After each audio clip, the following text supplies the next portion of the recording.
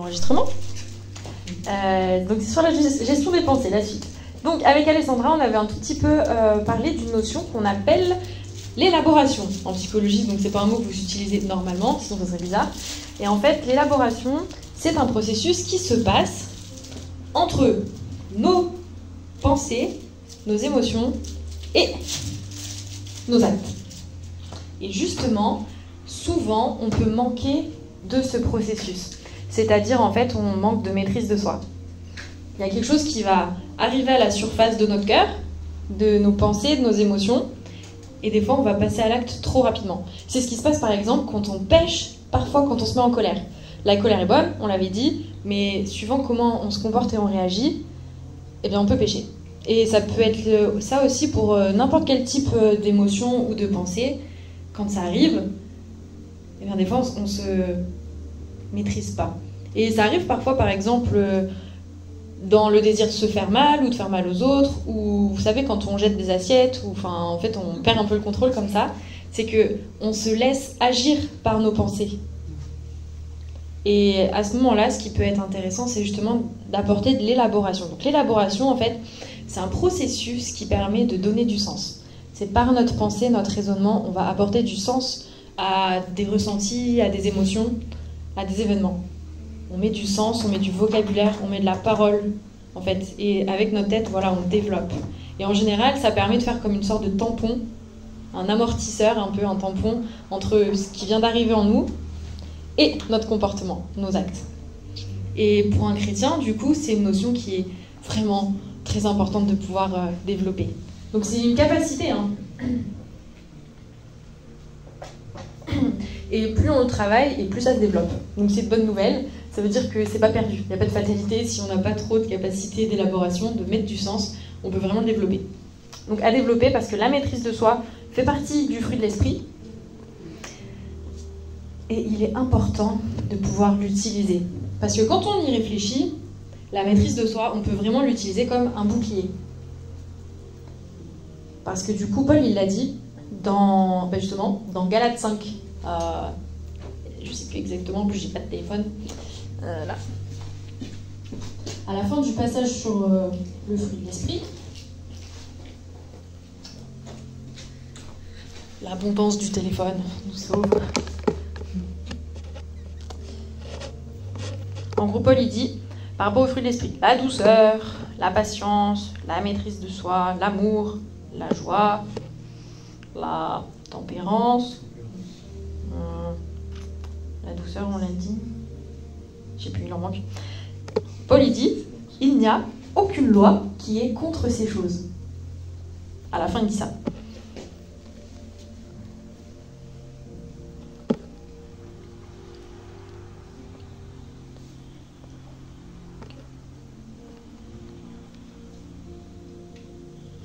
Ah oui, voilà, c'est ça, il dit. Donc, le fruit de l'esprit, c'est l'amour, la joie, la paix. Ah, on a oublié la paix. La paix, la patience, la bonté, la bénignité, la fidélité, la douceur, la tempérance ou la maîtrise de soi. La loi n'est pas contre ces choses. Et du coup, c'est en ça que c'est un bouclier. Quand on utilise la maîtrise de soi, dans n'importe quelle situation, eh bien, ça nous permet de n'avoir aucun point de reproche pour l'ennemi. Du coup, en fait, on est complètement protégé. Il ne peut rien nous faire. Et en plus, devant Dieu, on est droit. Et si on est droit devant Dieu, on a la meilleure protection possible. Il n'y a pas de trou dans notre bouclier. Donc, un élément pour améliorer notre maîtrise de soi, c'est justement de ramener du discours. Et ce qui est intéressant, c'est que la parole de Dieu est aussi un très long discours de Dieu. Et donc, c'est un discours qu'on peut utiliser, à rajouter dans notre propre discours intérieur. À y penser. C'est souvent ce qu'on dit, hein, se remplir avec la parole de Dieu. Alors, qu'allons-nous voir après ? La dernière fois, on avait rapidement vu la diffusion. Vous vous rappelez de ce mot-là ? Non ? Oui. Oui ? C'est ça, on avait utilisé des petites actions. Alors, en gros, la diffusion, juste rapidement, c'est le contraire de la fusion. Bravo. Donc, la fusion, en fait, on parle avec les pensées. On parle de fusionner avec ses pensées, c'est-à-dire que quand on commence à voir le monde à travers ce que nous proposent nos pensées, c'est qu'on fusionne avec nos pensées. Quand nos pensées nous disent « Ah, demain, ça va mal se passer » ou « Ah, tu es nul » ou « Ah, un tel est meilleur que toi » ou « Ah, je ne sais pas, il va t'arriver une catastrophe », sympa. Mais ça, ce n'est que des pensées. On a dit, nous ne sommes pas nos pensées. Et donc, quand on voit le monde à travers la réalité que nos pensées nous présentent, on fusionne avec. Le but, c'est de défusionner avec nos pensées. C'est du coup pas d'être dans le point de vue des pensées, mais d'être dans le deuxième point de vue, qu'on appelle le point de vue de l'observateur. Et c'est dans ce point de vue que se situe notre volonté. Notre volonté, notre personnalité, c'est de là qu'on fait nos choix. C'est intéressant. Sauf que quand on fusionne avec nos pensées, on fait nos choix, notre volonté, tout ça est dirigé par nos pensées. C'est pas très pratique pour avoir une vie très heureuse. Parce que le monde des pensées, comme je disais, le cerveau, il en produit des milliers, et il y a certains lots qui sont défectueux sur les milliers qui sortent tous les jours. Hein. On est d'accord. Donc si on est toujours du point de vue de nos pensées, c'est compliqué. Donc, on avait fait l'exercice de se répéter « Je ne peux pas lever mon bras droit ». Dans la tête, on répète « Je ne peux pas lever mon bras droit ». Et en même temps, on lève le bras droit. Et du coup, là, on avait mis en action ces deux points de vue. Notre volonté nous fait lever le bras. Elle est complètement dépendante de ce qui se passe dans notre tête qui nous dit « Je ne peux pas lever mon bras droit ». Donc là, c'était une preuve des deux points de vue. Donc, quand on défusionne au maximum dans la journée, on est libre de nos pensées au maximum aussi. Ça nous aide. Oui? Non, tu as l'air...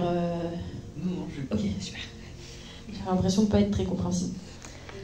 Alors aujourd'hui, on va voir. Donc on avait vu donner un petit nom, genre Voldemort, enfin un nom de méchant, pour des pensées qui ne sont pas très sympathiques. Comme ça nous permet vraiment de sentir que ces pensées viennent de l'extérieur. Elles ne viennent pas du profond de nous-mêmes, du plus profond de nous-mêmes. Et du coup, ça nous permet... Par exemple, il y a une pensée qui dit « T'es moins bien qu'un tel ». Eh ben, on peut dire « Ah purée, c'est encore Voldemort qui se pointe ». Ah, oui, d'accord. Voilà, et du coup, en fait, ça nous permet vraiment de décrocher de la pensée, de la voir comme quelque chose d'extérieur. Ça nous permet de défusionner. Ça aide. Après, on va voir du coup une petite notion. Je crois que je l'avais vue avec Alessandra ou Marie, je sais plus.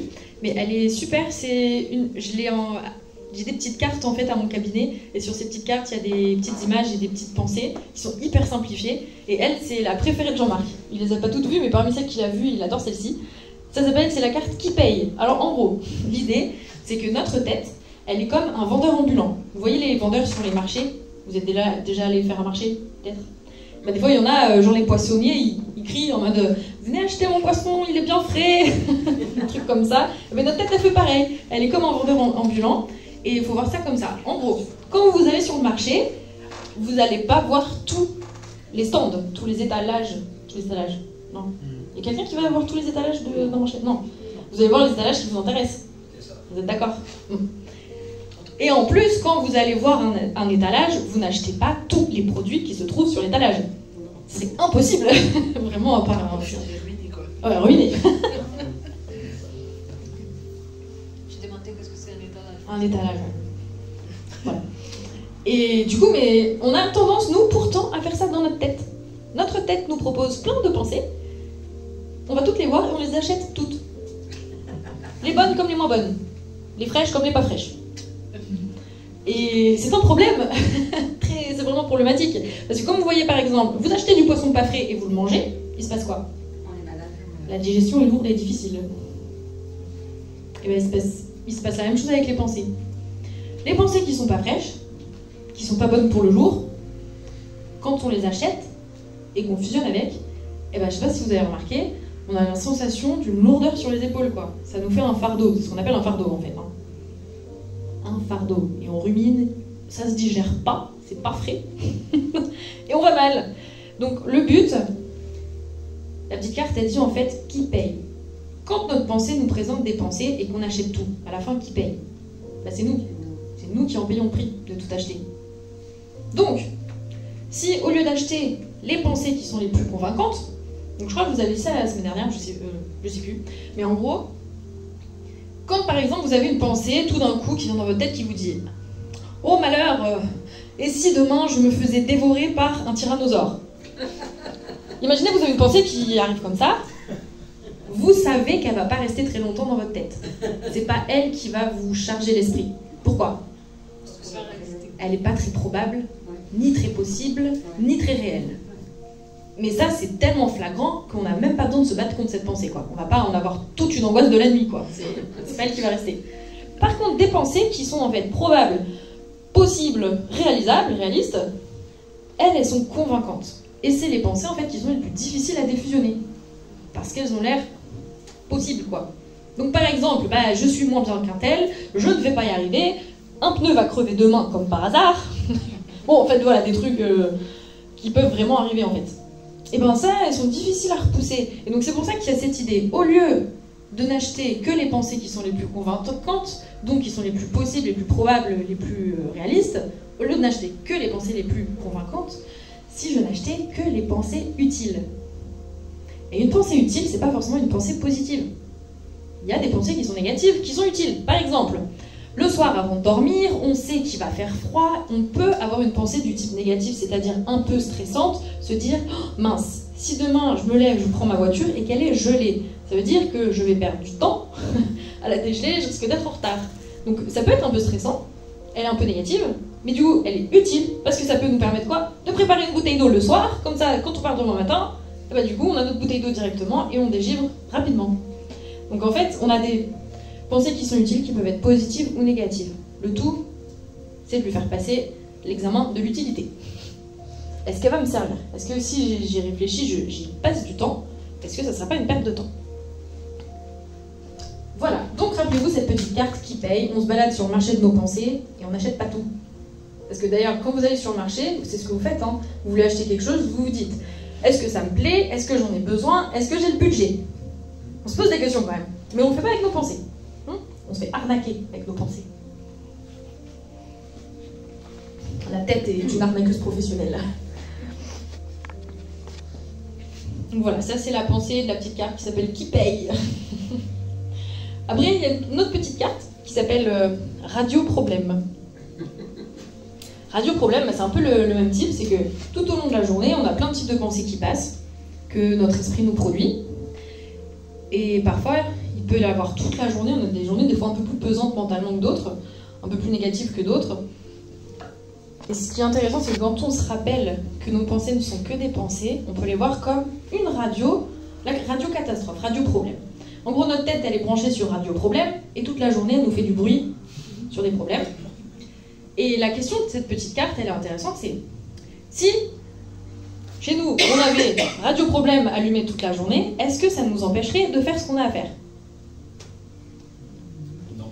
En fait, ça serait désagréable, mais vous pouvez faire votre ménage, vous pouvez faire ce que vous avez à faire en fait dans la maison. Ben, c'est pareil avec notre tête. Quand on est branché sur des pensées problématiques et désagréables, on peut quand même continuer à vivre notre vie.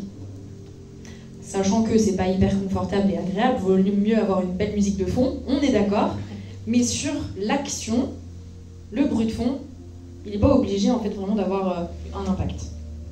Donc nos pensées en fait qui sont problématiques, des fois aussi pour aider à défusionner, on peut utiliser une image, je sais plus si je l'avais dit la semaine dernière, mais l'image des nuages. J'avais dit ça la semaine dernière? Non. Donc en gros, vous pouvez visualiser un peu vos pensées, enfin votre tête comme le ciel de vos pensées, et dans ce ciel, parfois, il y a des nuages qui passent, comme des pensées.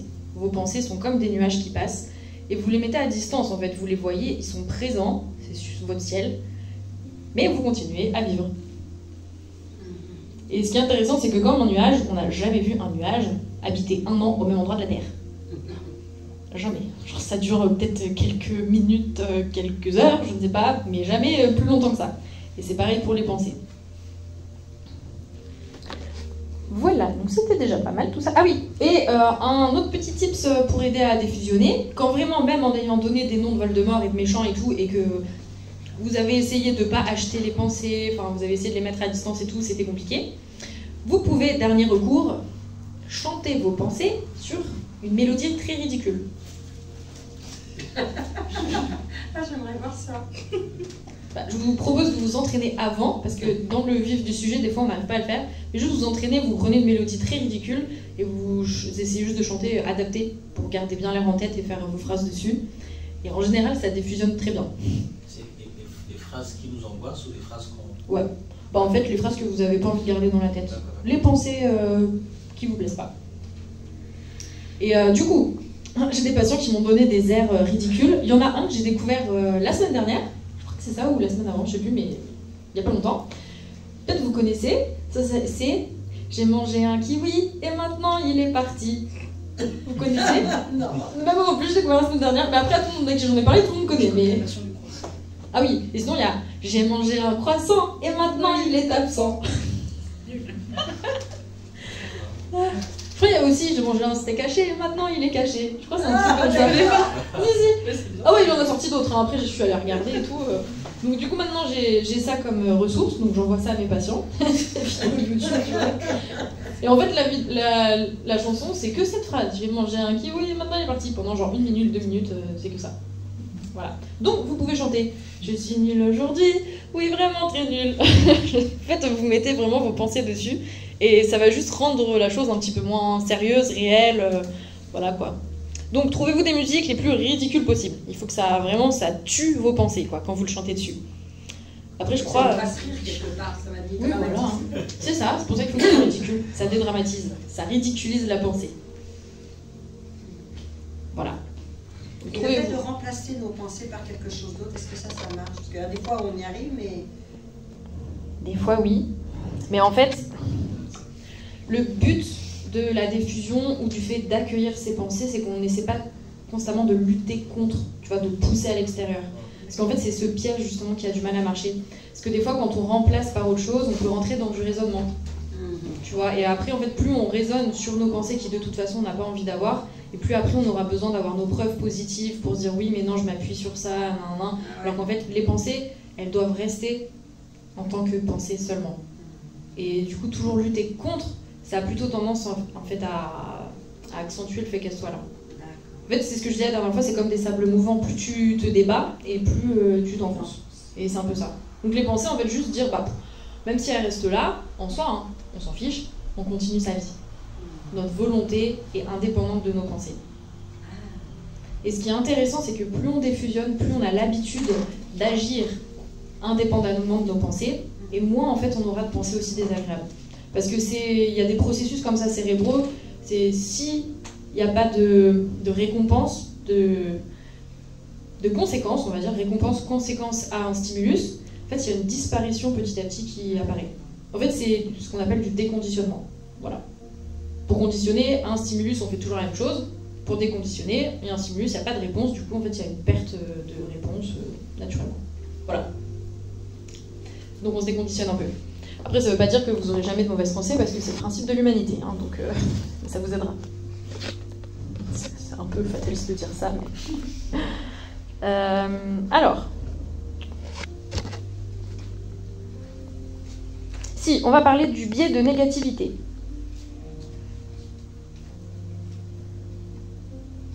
Alors, le biais de négativité, c'est...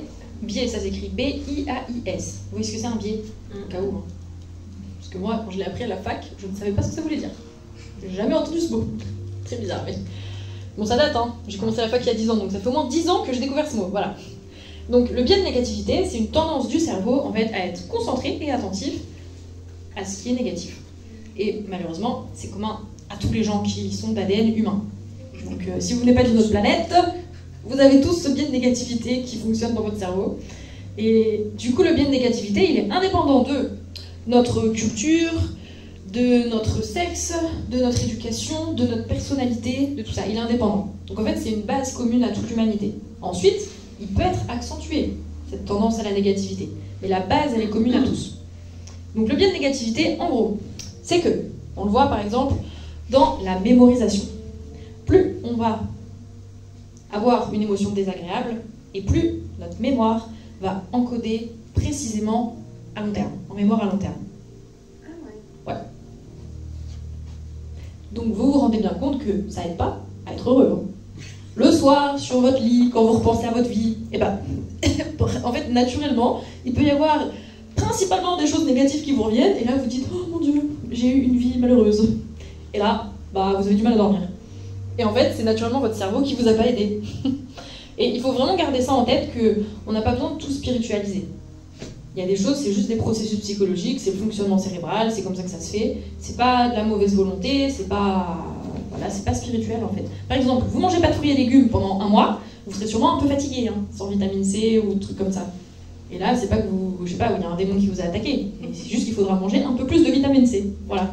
Et c'est pareil psychologiquement, il y a certains mécanismes, c'est indépendant, on va pas dire indépendant, mais disons que c'est comme ça, c'est pas spirituellement un problème, quoi. Voilà.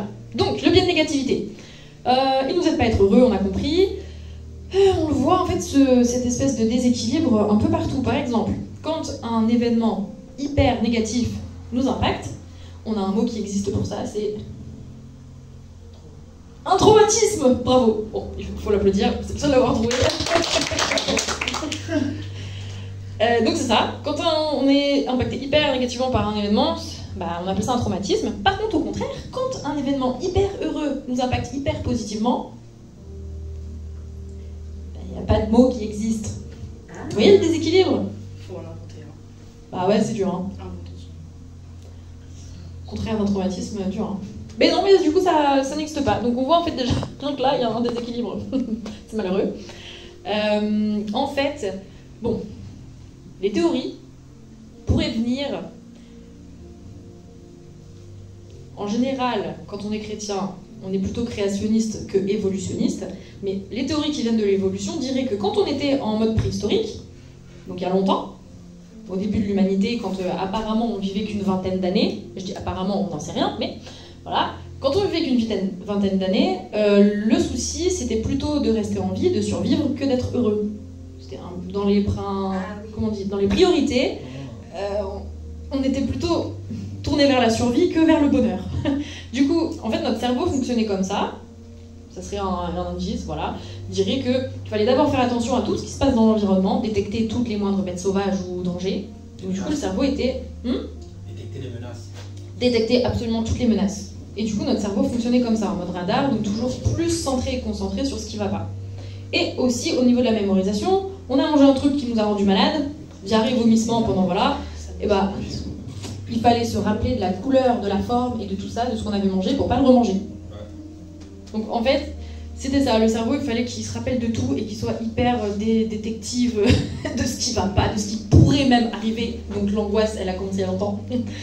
Et du coup, de nos jours, notre système de santé, il est quand même pas trop mal, donc on vit plus longtemps. Quand vous sortez de chez vous, vous avez peu de chance de vous faire dévorer par une bête sauvage. Hein, assez peu de chance, on sait jamais, mais quand même. Donc en fait, ce qu'on voit, c'est qu'on n'a pas les mêmes problèmes que soi-disant peut-être avant, mais notre cerveau fonctionne quand même en mode survie, en mode tourner problème. Donc ça ne nous aide pas à être heureux. Donc maintenant qu'on vit longtemps, c'est ça, il s'agirait quand même d'avoir un peu de bonheur, un minimum, de satisfaction, de... Voilà. Alors, on peut rééduquer un peu notre cerveau. Je sais pas si vous êtes déjà fait mal et fait du kiné et de la rééducation. Moi non, et j'ai déjà vu dans les films qu'apparemment c'est pas hyper agréable. Voilà. Là c'est pareil en fait, quand on rééduque le cerveau, ça fait pas mal, hein, pas du tout, mais c'est juste que c'est pas naturel, du coup on aura tendance soit à pas le faire, à laisser tomber, ou juste ça nous demande un effort. Donc par exemple, on a un petit exercice qui peut être intéressant, c'est, je sais pas s'il a un nom, moi je l'appelle l'exercice des 3 satisfactions. Voilà. C'est genre tous les jours en fin de journée, se poser des petites questions de satisfaction. On peut se poser la question, par exemple, qu'est-ce que j'ai fait, entendu ou senti aujourd'hui qui m'a apporté un peu de satisfaction? L'important est dans le un peu, parce qu'on n'a pas des bonnes nouvelles tous les jours. Il faut le savoir. Sinon, on va être très malheureux si on se dit « Ah, ça fait 25 jours, j'ai pas eu de bonnes nouvelles. » Bon, non, ça va plutôt nous rendre malheureux. Mais du coup, vraiment, un peu de satisfaction. Donc, qu'est-ce que j'ai fait, entendu ou senti? Je sais pas, par exemple, des fois, quand les journées elles sont vraiment très banales, il n'y a pas eu grand-chose, on peut juste se dire « Je n'ai pas cramé mon repas. » Ou alors, non mais des fois, quand il n'y a rien du tout, c'est « Mon toit ne s'est pas effondré. » Ou, vraiment, en fait, des trucs... ça force notre cerveau à se rendre compte quand même de ce qui va. Parce que naturellement, par exemple, le matin, vous vous levez, moi ça m'arrive, ça dépend des périodes, mais des fois quand j'ai troué toutes mes chaussettes, et qu'il en reste très peu de pas trouées, parce que j'ai toujours en fait mes ongles là qui trouent mes chaussettes, c'est très embêtant. Enfin, du coup, j'ai plein de chaussettes où j'ai, sur les deux, il y en a une de trouée, pas l'autre. Donc après, je dois faire des mélanges de chaussettes et tout. Ou acheter des chaussettes souvent. Du coup, ça dépend des périodes. Donc, le matin, ça m'est déjà arrivé, le temps de trier mes chaussettes, de les trouver, enfin de trouver des chaussettes pas trouées et propres et d'aller travailler, je perdais des fois 5 minutes. Et du coup, ça fait un petit stress en fait de début de journée en mode mince, genre, je perds du temps, je vais être en retard à cause des trous des chaussettes. Enfin, voilà. Et ce qui se passe, c'est que des fois, le soir, on rentre et avant de dormir, en fait, notre cerveau, comme bilan de la journée, il s'est passé que ça qui était un peu tendu, va vous dire, la journée a été pourrie. Le cerveau, quoi. Question équilibre et mathématiques, ça va pas trop, quoi. Mais des fois, il y a qu'un petit truc, en fait, qui était des fois même pas horrible, mais qui va trop peser dans la balance et qui va nous faire voir le monde de manière trop négative. Ce qui est triste. Donc, par les questions de satisfaction, on fait le contraire. On apprend au cerveau à aussi voir ce qui est neutre.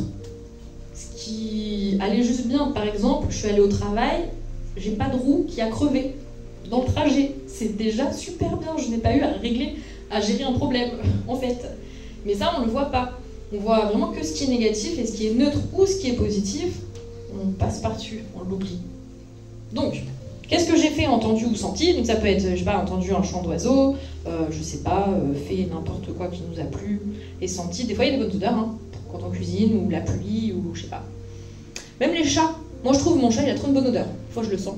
Je leur nifle, ils sont bons. Faites pas ça, vous, avec vos chats? Si. Mon tricot, peut-être. Bah, sentez Luna pour voir. Moi, je trouve ça super réconfortant, les odeurs des animaux. Enfin, quand c'est nos animaux qu'on les connaît, c'est, je sais pas. C'est comme les odeurs de nos bien-aimés. Non, vous faites pas ça aussi? Sentir les gens. Enfin, moi, c'est que mon mari, mais. Sentir les gens qu'on aime. Peut-être les parents, ils font avec leurs enfants quand ils sont petits, non? Non, sentir leurs enfants? Ouais, les odeurs de bébé. Ouais, voilà, c'est comme ça. Les odeurs de bébé sont très bonnes. Donc, bon, bah voilà, je sais pas pourquoi on parlait d'odeur, mais je me suis perdue. Bah si, oui, voilà. Qu'est-ce que j'ai fait, entendu ou senti qui m'a apporté un peu de satisfaction? C'était la dissociation, ce qu'on vient de faire. Ah non. Non, diffusion. Ah, diffusion. Dissociation, c'est autre chose. D'accord. C'est autre chose, la dissociation. La diffusion, c'est de sortir du point de vue de nos pensées. La dissociation, c'est d'être déconnecté de soi. C'est déconnecté de nos pensées, déconnecté de nos sensations et de nos émotions. Donc, on parle pas de dissociation là. On en avait parlé vite fait, mais pas ça. Du coup, voilà. Donc, je précise, ces types de questions de satisfaction, on les pose en fin de journée pour avoir le temps d'avoir vécu quelque chose. Le matin, vous voulez 5 minutes après, vous posez ça, vous dites bah j'ai fait pipi, ça m'a fait du bien, mais c'est tout quoi. C'est pas suffisant. Non mais voilà. Donc vous faites en fin de journée, ça peut être début de soirée ou juste avant de dormir, c'est n'importe. Voilà, je me suis réveillée. Voilà. J'ai pas eu les yeux collés. Ça m'est jamais arrivé, mais je sais pas. Donc, après, deuxième question, c'est qu'est-ce que quelqu'un d'autre a fait? C'est bizarre comme tournure, mais apparemment ça existe. Qu'est-ce que quelqu'un d'autre a fait qui m'a apporté un peu de satisfaction? Alors, moi, un truc qui m'apporte beaucoup de satisfaction, c'est quand genre on est à la caisse et quelqu'un nous laisse passer. Oui, ça c'est trop. Ça, c'est trop bien. Voilà. Du coup, on essaie de le faire au max avec Jean-Marc. Pas avec des gros caddies, avec des gens qui n'ont pas grand-chose. Tu risques l'après-midi. Non mais des fois, vraiment, des fois, il y a plusieurs personnes qui nous passent devant et puis on se regarde en mode bon. Je sais pas jusqu'à quand on va laisser, mais enfin, voilà. Au moins vous savez qu'on est gentil. Ça apporte de la satisfaction aux gens. Oui, donc en fait, juste ça, moi j'adore, mais le problème c'est que ça n'arrive pas souvent non plus en fait. Donc c'est pour ça qu'on reste sur le un peu de satisfaction et il arrive que des fois dans une journée, personne ne nous a apporté grand chose de satisfaisant. Hein. Des fois, on a du mal quand même à poser notre pensée dessus. Des fois même, on sort pas, donc on voit personne, ça peut arriver. On parle à personne, ça peut arriver.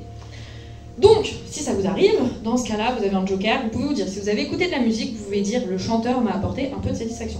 Ça compte comme quelqu'un. Si vous avez regardé un film ou une série, vous pouvez dire, le réalisateur ou l'acteur m'a apporté un peu de satisfaction. Si vous mangez des pâtes, vous pouvez dire, la personne qui a fait les pâtes m'a apporté un peu de satisfaction. Si vraiment vous trouvez rien, vous dites... Vous êtes juste assis sur votre canapé, vous dites la personne qui a fait mon canapé m'a apporté un peu de satisfaction. Voilà. C'est une machine. Ah bon, bah si, bah, la personne qui a conduit la machine, voilà, qui a surveillé la machine, bon, n'importe. Bah, qui a fait le design du canapé, sinon, choisis la tiens. Bon, en gros, même si vous voyez personne, que personne n'a été gentil, vous pouvez trouver une solution à cette question. Voilà. Et troisième question, c'est tout simplement, quoi d'autre m'a apporté un peu de satisfaction? Donc là, n'importe. Donc c'est une petite satisfaction du soir en fin de journée à faire. Et donc naturellement, au début, vous aurez peut-être du mal à trouver, juste ça vous demandera de la réflexion. Et en fait, au bout de pas très longtemps, au cours de la journée, votre cerveau sachant son devoir du soir à réaliser, non mais c'est vrai, hein, Il va sélectionner. Eh ben dans la journée, vous ferez peut-être pas grand chose, il sera en mode oh tiens, je vais le garder pour ce soir, je vais le garder pour ce soir, ce sera ma réponse de ce soir. Et du coup, en fait, naturellement, votre attention va pouvoir s'ouvrir aussi à ce qui est neutre ou positif, à ce qui va bien. Voilà. Du coup, ça c'est cool. Sachant que quand même, une habitude, ça met 60 jours à être pris. Souvent on dit 21 jours. Souvent il y a des livres, hein, c'est 21 jours pour changer ceci, pour nan. En fait, pas du tout une habitude, c'est 60 jours, donc c'est 2 mois quand même. Donc, Oui. Ah oui. Ouais. Donc c'est pas 21. C'est pas 21, c'est 60. 60 jours. Mince. Donc j'ai encore 20 jours. Ah, je crois que c'était 21. Ouais. Ben c'est ça en fait, on entend souvent 21, mais c'est pas le cas, c'est 60. C'est parce que on tient un mois sur quelque chose, mais Google, c'est trop si cher. on arrête les 2 mois, on reprend les habitudes. Voilà, et du coup, gardez en tête que dès que vous arrêtez de détourner votre attention consciemment sur le positif, le naturel revient au galop. Hein, donc le cerveau, il refait comme d'hab après. Hein. Oui, voilà. Donc en fait, c'est une petite habitude à essayer de garder. Et bien sûr, vous pouvez faire ces petits débriefs avec vous-même, mais aussi avec les autres. Parce que si vous avez d'autres humains autour, ils ont le même cerveau qui fonctionne pareil que vous. Hein. Donc voilà, vous rendrez les gens heureux à faire ça. Les 21, ça fait Je sais pas pourquoi, mais on le voit beaucoup, mais je sais pas. Ben oui, je sais pas. Même moi, en tant que psy, j'ai quand même certains livres où ils mettent 21 jours, hein, mais c'est... 21, c'est déjà mieux que rien, hein, donc voilà. Gardez 21 quand même, ça sera bien. Donc, eh bien, j'arrive au bout, j'ai plus de temps. Si, je voulais parler aussi dans la pensée, on a ce qu'on appelle les prophéties autoréalisatrices. Qu'est-ce que c'est ? C'est assez simple. En gros, on a une pensée qui va être...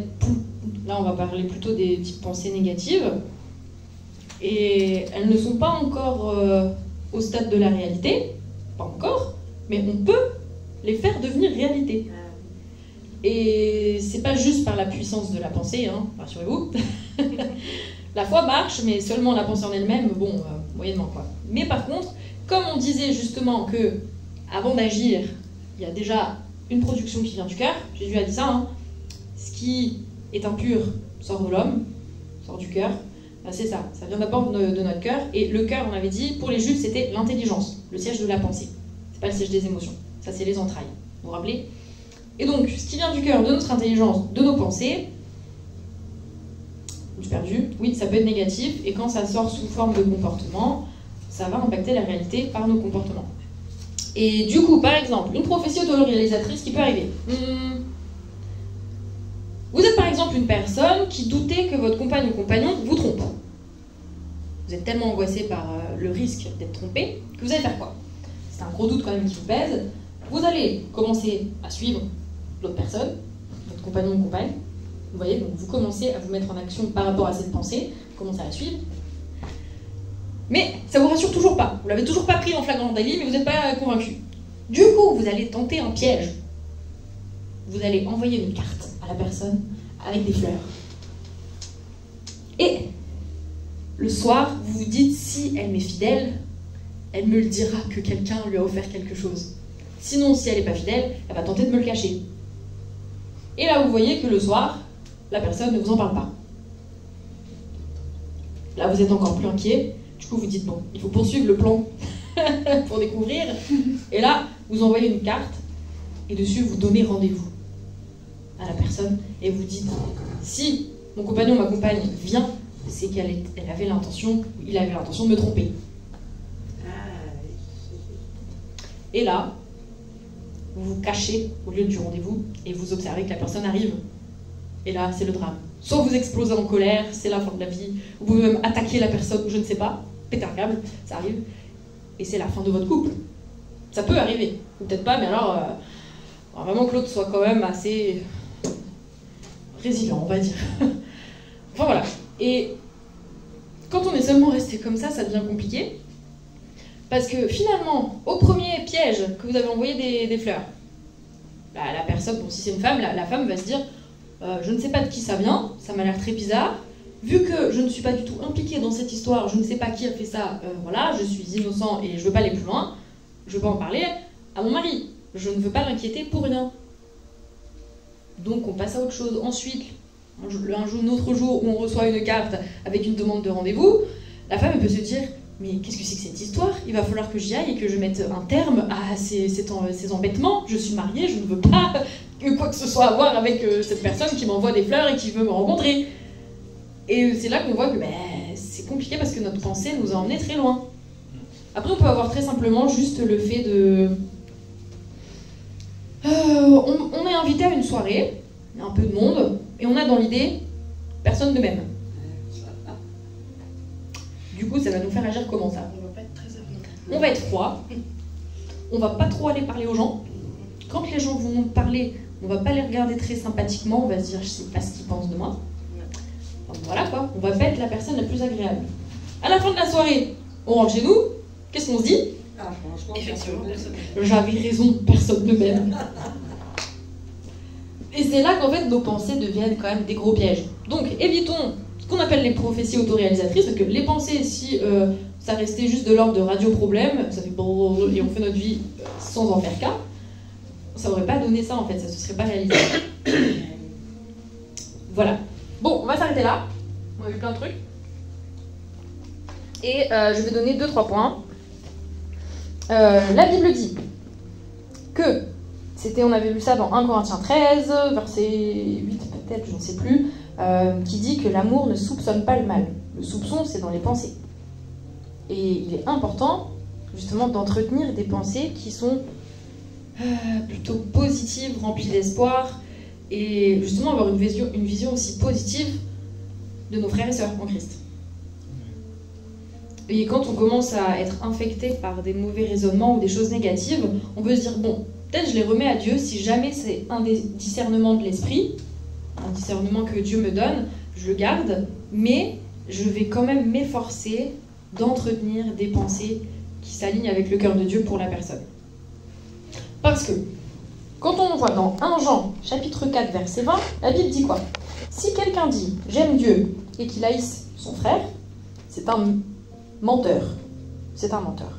Comment celui qui n'aime pas son frère qu'il voit peut-il aimer Dieu qu'il ne voit pas? Et nous avons reçu de lui ce commandement de Dieu, que celui qui aime Dieu aime aussi son frère. C'est 1 Jean, chapitre 4, verset 20. 1 Jean 4, 20. Et l'autre, c'est 1 Corinthiens 13, verset, je ne sais plus, est-ce que je l'avais marqué? Je l'avais pas marqué. Donc il est important, quand on est au sein de l'Église, de surveiller nos pensées envers les autres. Envers nous-mêmes, bien sûr, mais aussi envers les autres. Parce que soupçonner le mal, c'est pécher contre son frère. Et c'est très important, on ne va pas se mettre à pécher constamment juste pour avoir des mauvaises pensées. Enfin, vous voyez bien qu'accueillir Dieu dans du péché, genre durant un temps de louange, juste parce qu'on entretient des mauvaises pensées, enfin, c'est bête, on se prive de sa présence en fait.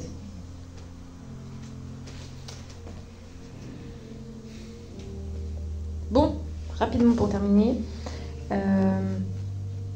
Là, on va passer sur des points un peu plus type liés à notre foi. Comment on peut aussi impacter le contenu de nos pensées, entretenir des pensées un peu plus, la Bible dit pures, devant Dieu.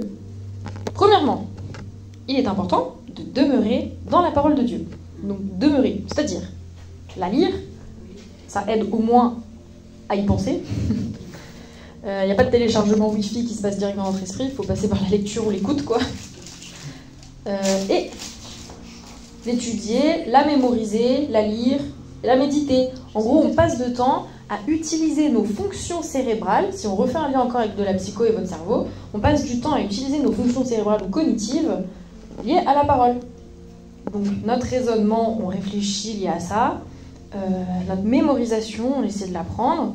Notre pensée, notre réflexion, tout ça. Et ce qui est intéressant, je ne sais pas si vous avez déjà passé un jour des examens, à l'école, quoi. Bah, des fois, quand on révise beaucoup, même la nuit, on en rêve. Quand on prépare des dossiers, des fois, on en rêve. Enfin, des fois, quand on travaille trop, on en rêve.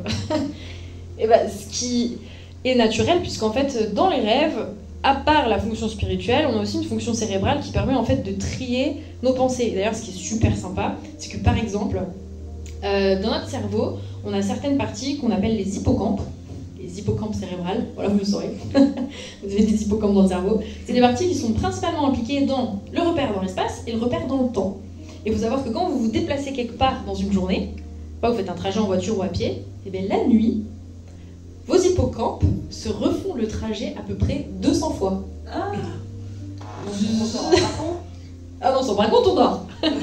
Durant, on a plusieurs types de sommeil, mais il y a une phase de sommeil voilà, où en fait le cerveau il est en train de repasser tout ça. Et du coup, c'est de l'encodage en mémoire. Et l'encodage en mémoire, il ne se fait pas quand on est réveillé, parce qu'en fait, au niveau de l'ouverture des canaux pour passer en mémoire, c'est pas quand on est réveillé. Ils sont pas ouverts. Ils peuvent se faire que quand on est en sommeil, parce qu'il y a des molécules, des neurotransmetteurs qui se libèrent que quand on est en sommeil pour ouvrir les voies. Et ils les ferment après. C'est pareil, quand on s'endort, on a certaines molécules qui coupent les passages entre nos mouvements et ce qui se passe dans notre cerveau. Sinon, quand vous êtes en train de rêver, vous serez en train de bouger en même temps que vous rêvez. Ah oui, Voilà. Donc, aéré. oui, vous taperez aussi les personnes à côté, vous tomberez de votre lit, enfin ça irait pas du tout, quoi. Je sais. Donc du coup, voilà, quand on dort, il y a plein de petites choses qui se mettent en place à ce moment-là. Heureusement. Et du coup, il y a des gens qui ont cette maladie. La molécule qui est censée se libérer dans le sommeil n'est pas libérée. Et du coup, ils bougent dans leur rêve. Non, c'est assez compliqué, hein. Ah oui. Tu connais ça? Enfin, quand j'étais jeune, oui. Ah, tu faisais ça? Tu bougeais pendant le sommeil, pendant les rêves. Ah oui, non, mais il y a bouger. Tu peux être un peu agité et complètement bouger comme si tu étais réveillé. Ah non, ça j'avais mon neveu, il était tellement habitué devant les écrans, et quand il partait dormir, il se réveillait comme un octambule, on dit. Ah, oui, un somnambule, ouais. Somnambule, voilà, et il partait comme ça devant l'écran. Ah oui, d'accord. Ouais, bon, ça, après, je suis pas spécialisée dans le somnambulisme. Hein.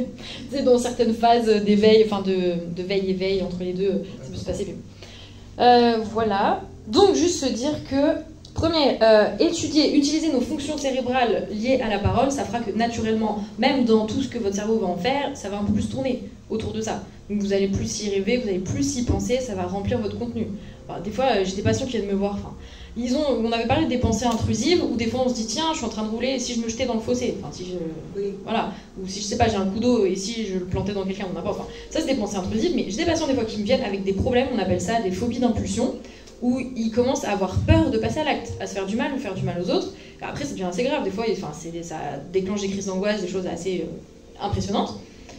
En soi, ça se règle facilement, mais c'est très impressionnant à vivre. Et des fois, quand je leur pose des questions pour savoir toute leur histoire, comment c'est arrivé, des fois, je me rends compte, mais genre, leur film préféré, c'est des films angoissants, c'est des films d'horreur, c'est des trucs avec des meurtres en série, avec des trucs très bizarres, ou je ne sais pas. Et des fois, je leur dis, déjà, vous allez un peu changer le contenu de ce que vous regardez. C'est pas mal. Générer quelque chose. Bah oui. Bon, ça sera un petit peu moins tourné là-dessus, les pensées, quoi. Et bon, voilà, donc... il est important de étudier, mémoriser, penser, lire, écouter la parole de Dieu juste pour que, avec vos fonctions cognitives, ça vous remplisse. Deuxièmement, il est important, donc tout ça c'est les points pour entretenir des pensées pures. Que ça soit plus facilement ça qui nous remplisse l'esprit que le reste. Parce que déjà, on a dit, se battre contre les pensées c'est quand même un peu fatigant et embêtant. Donc pour qu'on ait moins de pensées envers lesquelles on doit se battre, avoir un contenu qui est déjà plus sympa, ça évite de trop se mettre en effort. Donc, deuxième point, dépendre du Saint-Esprit. Yes. Dépendre du Saint-Esprit. Je vais dire rien de très compliqué, ma phrase n'est pas compliquée. Après, dépendre du Saint-Esprit, ça peut être pas très facile.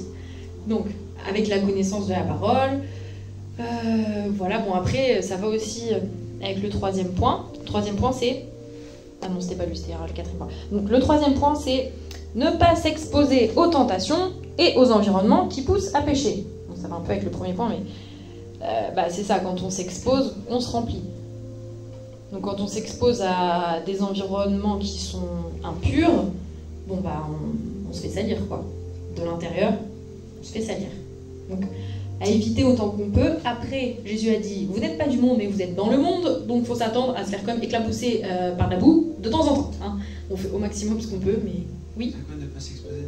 Ne pas s'exposer aux tentations et environnements qui poussent à pécher. Sinon, on se fait encore un effort en plus, il faut lutter contre le péché qui est arrivé. Hein. Donc on s'évite des luttes pour rien. Au maximum.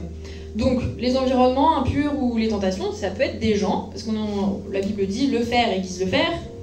Hein. Et, enfin, les mauvaises mœurs corrompent les bonnes mœurs. Donc, éviter de lutter encore contre des mauvaises pensées. Donc, on essaie de côtoyer dans notre environnement des personnes aussi qui aspirent aux mêmes choses que nous,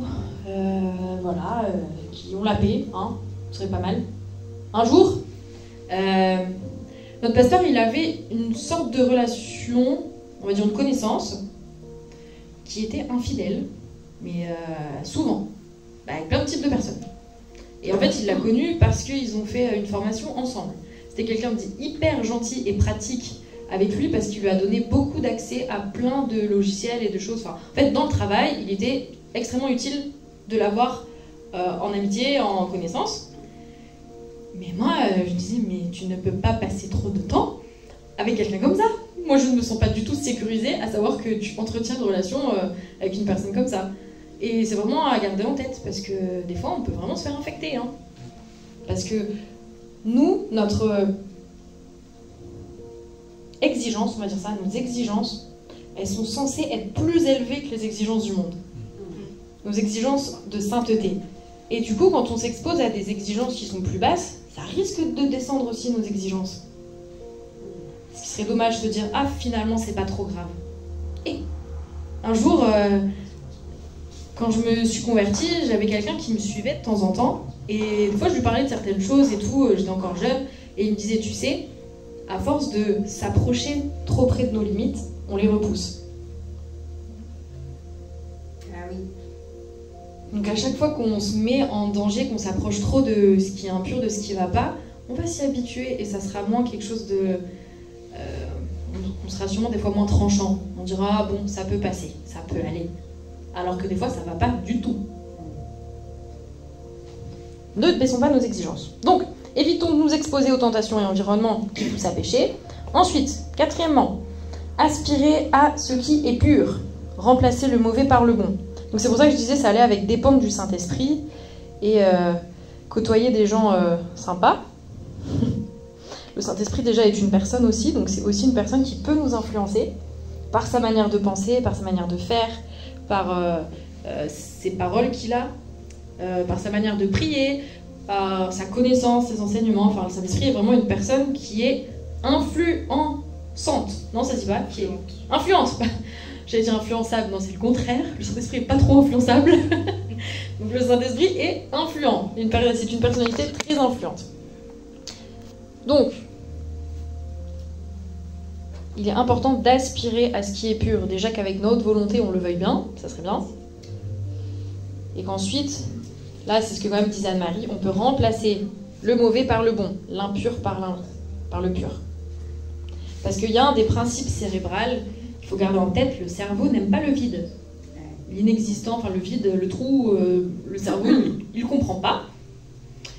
Donc, on peut pas, c'est pour ça qu'on ne peut pas juste pousser les pensées, parce que ça a tendance à produire une absence du vide, donc le cerveau ne peut pas le faire. Donc, il est intéressant quand vraiment la diffusion ou quoi, ça n'a pas trop marché, ou juste que vous voulez remplacer par autre chose, parce que c'est aussi bien de se nourrir de ce qui est inspirant, vous pouvez remplacer le mauvais par le bon. Yes. Par exemple, des films angoissants, vous pouvez les remplacer par des films Marvel. Je fais trop de la propagande. J'ai mes patients préférés, tous ceux qui aiment les films de super-héros. Et les chats, qui ont des chats aussi.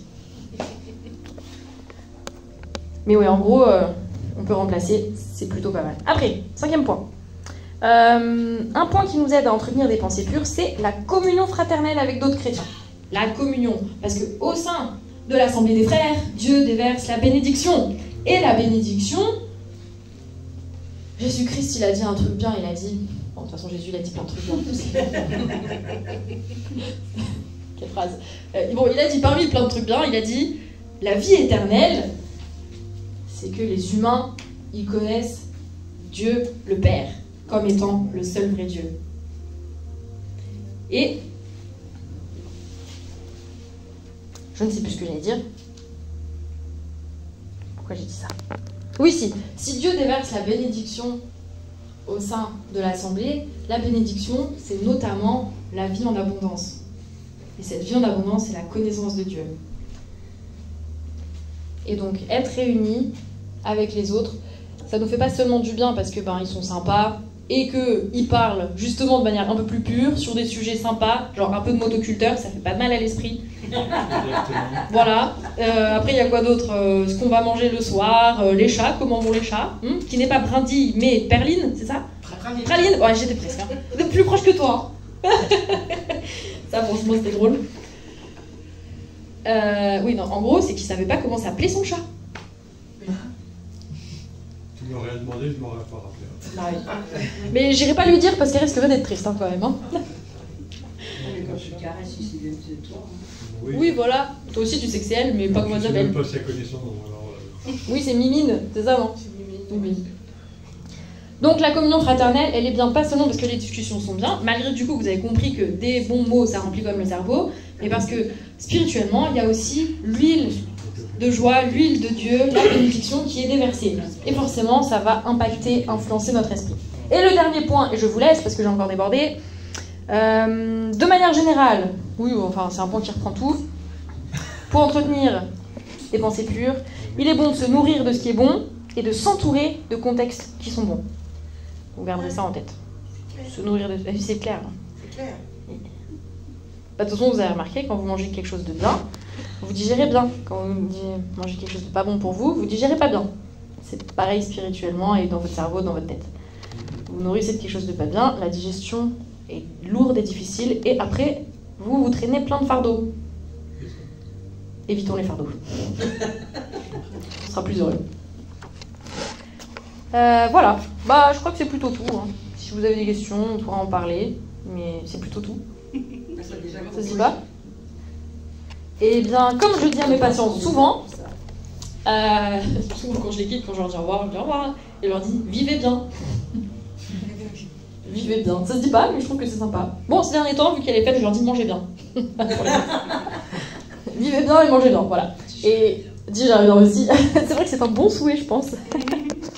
Mais voilà, gardons en tête que Dieu, il aime que ses enfants puissent être heureux. Et il y a des pensées qui viennent beaucoup du catholicisme avec le purgatoire et tout, qu'il faut souffrir pour purger ses péchés.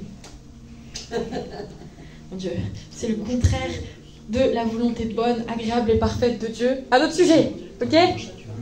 Ah là là, donc... disons à Dieu merci parce que sa volonté elle est bonne et qu'il nous vienne en aide pour tout ce qu'on a à gérer dans notre tête. Voilà. En tous les cas, on va prier pour la fin et puis je vous laisse. Seigneur, nous te remercions pour ton intelligence, pour ta sagesse. Merci pour, comme le dit Pierre, ajouter à la fois la science et la connaissance. Nous te remercions pour tout ce que nous découvrons en tant qu'humains dans tous le fonctionnement de ce qui existe dans ta création. Dans la nature, dans l'humain, dans les choses, dans tout. Et nous te demandons d'encore plus nous conduire dans la découverte, dans la révélation de ta sagesse cachée dans ta création, pour qu'on puisse de plus en plus, comme tu as dit, dominer sur la terre.